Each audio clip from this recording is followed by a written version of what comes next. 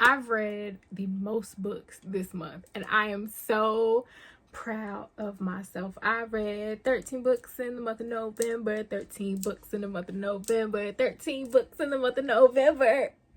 I'm so excited. I almost couldn't say that.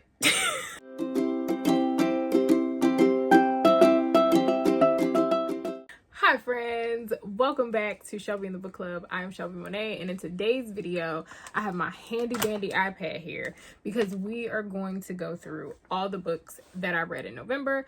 I only read one physical book, but let's go over some stats. So in total I read 13 books.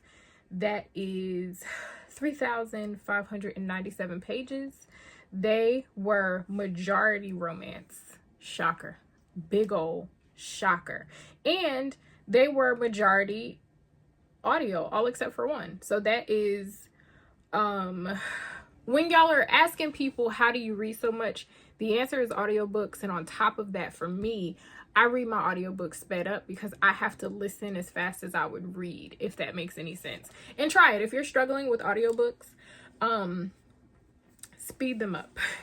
It might sound like gibberish at first, and one of my friends told me this a while ago, and I was like, girl, you crazy for listening to an audiobook on 2 speed. And then now I listen to my audiobooks between like 1.5 and 2 speed all the time. Sometimes accents slip me up a little bit, but other than that, I'm all right. But if you would like to hear about all the books I read, I guess Siri has something to say. If you would like to hear about all the books I read, here we go. Before we get started, make sure you like, comment, subscribe, and most importantly, share. We are almost to 2,000 subscribers. We are almost there,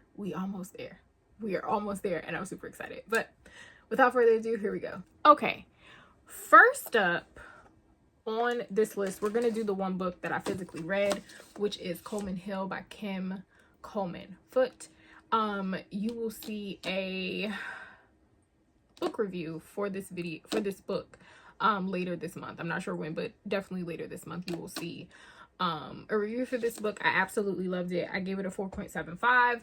It is the story of a Black family migrating from the Deep South to New Jersey. Actually, it takes place in Vauxhall, New Jersey, and it is about the author's actual family. But this is called, the genre of this is historical fiction, but it's called a biomythography, which is a literary genre that mixes biography, mythology, and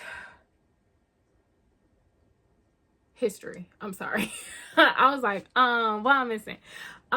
So it's a very deep read. If you liked either of LaToya Watkins' books, you'll like this. If you are a fan of Toni Morrison, if you are a fan of the Zora Neale Hurston, if you are a fan of Jesmyn Ward, you will like this book. It's right up your alley. If you like historical fiction, right? I feel like this time in this conversation about the migration from the South to the North is not really spoken about the way that it is here, because it kind of goes through how living in the North affected this particular family, from their ideologies down to decisions made and all of that stuff. I highly recommend this book. Now let's get into the romance, and I will try to put the covers of the books on the screen. So next, and this is in no particular order, next I read Through the Storm by Beverly Jenkins. I actually read 2 Beverly Jenkins books this month. Through the Storm is the first in the LeVeque family series, so, or maybe it's the second, I'm not sure, because I read Indigo, and Raymond, that's in this story, who this story is about, he was also in that one with his friend Galen, who fell in love with his little petite Indigo.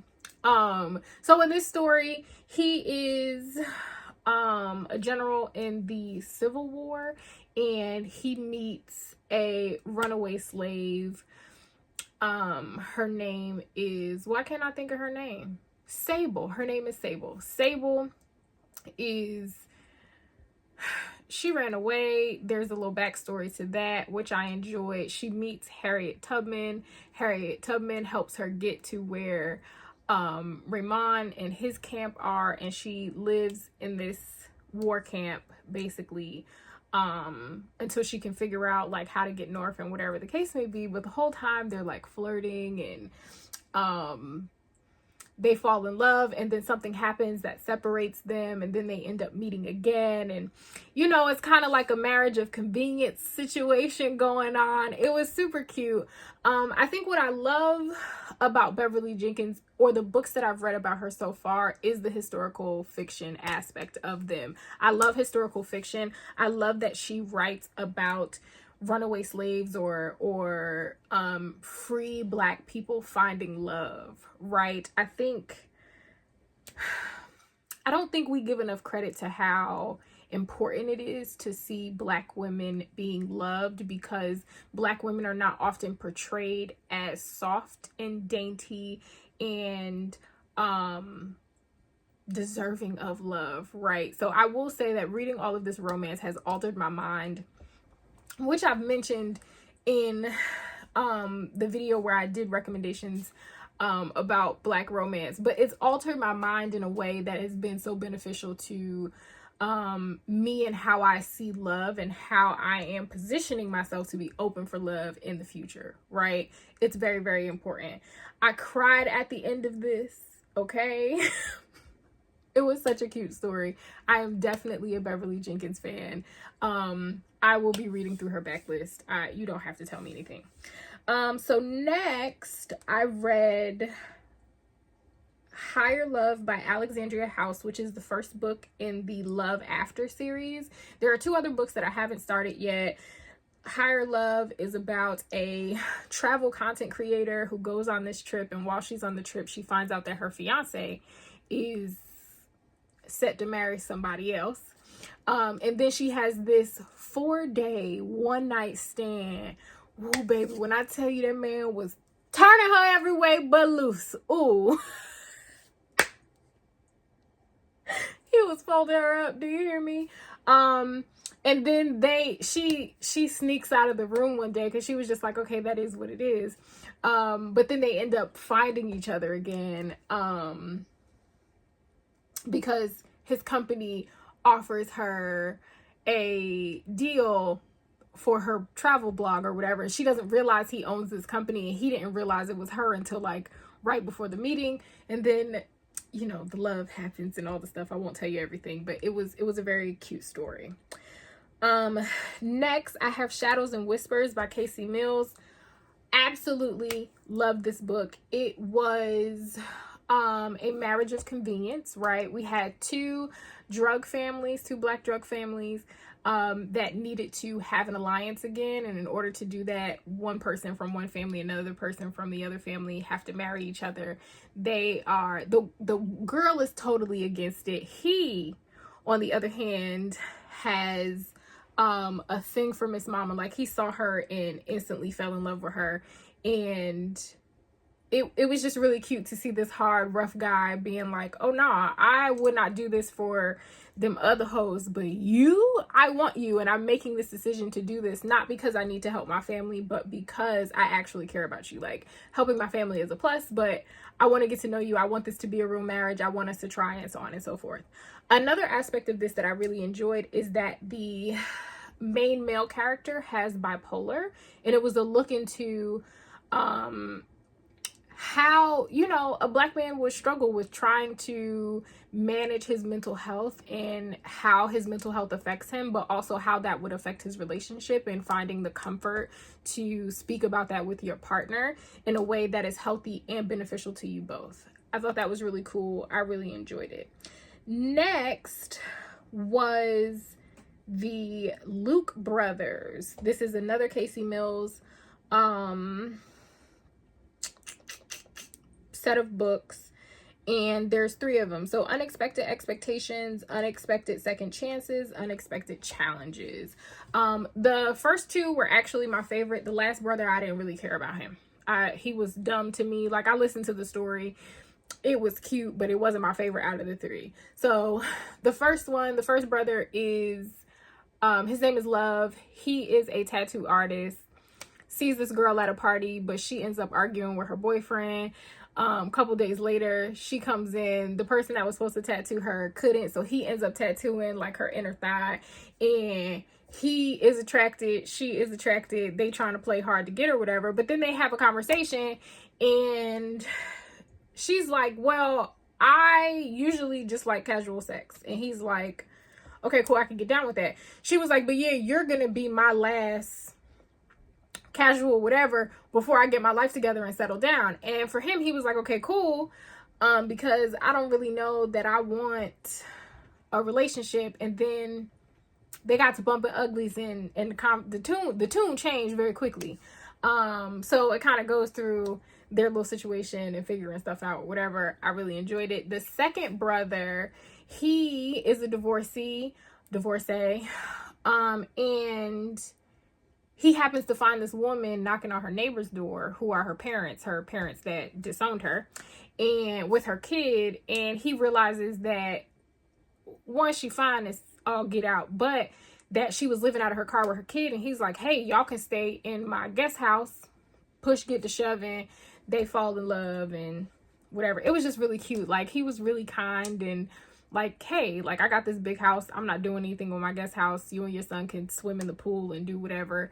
Blah, blah, blah. Like, have at it. Stay as long as you need. And, you know, that was cute. And then the last one was the baby brother. He didn't want to be a player no more.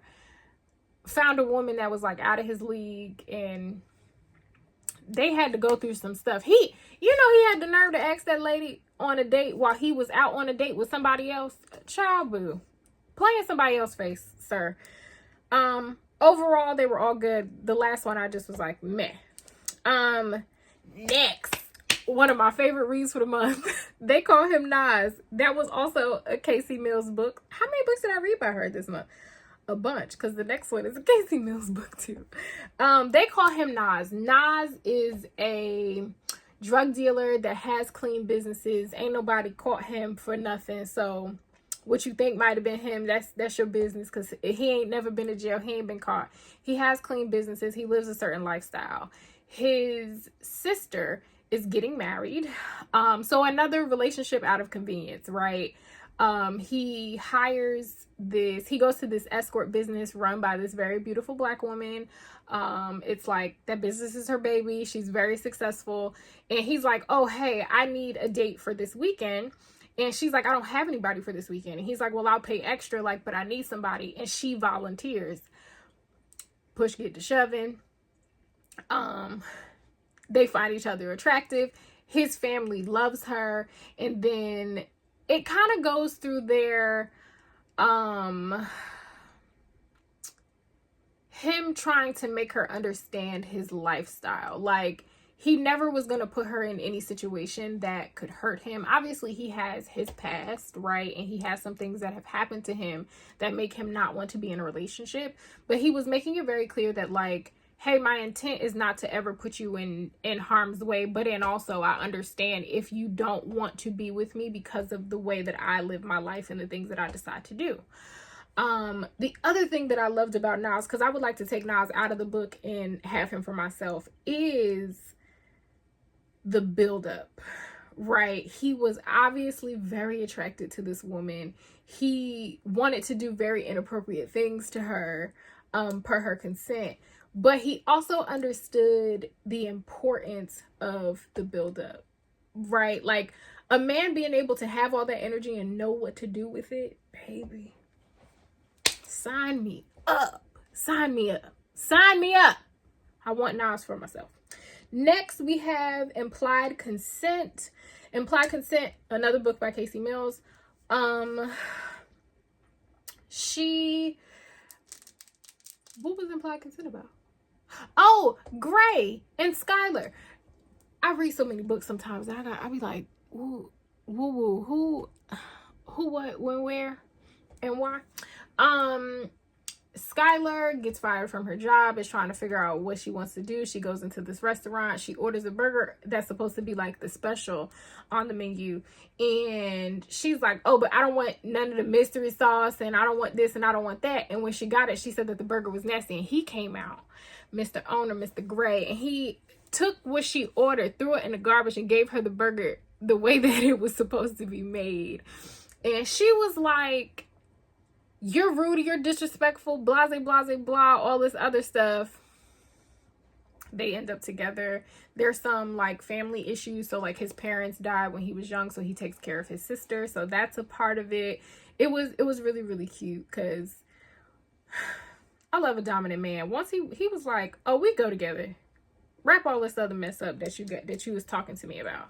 Okay, the next book that I read, we are not going to talk about because I don't like that author's views on certain things. So I will not be telling you to buy that book, but we're going to skip over.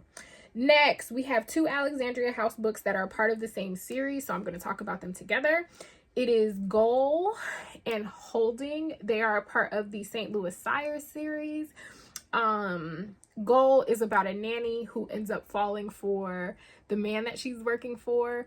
The children are not his, they are his siblings. He's a black hockey player. He has a lot of money. I won't tell you how he ended up having to take care of his siblings. Read the book. But this was one of my favorite reads for the month too, because it was just so cute. Like, she was so innocent and obviously attracted to him, and he was in a space in his life where he was figuring out that like who he was with, he thought he loved her, but he kind of was just with her out of loyalty. And like that conversation of like, you don't have to stay with somebody just because they're loyal to you, baby. If you're not happy, move on. So they fell in love.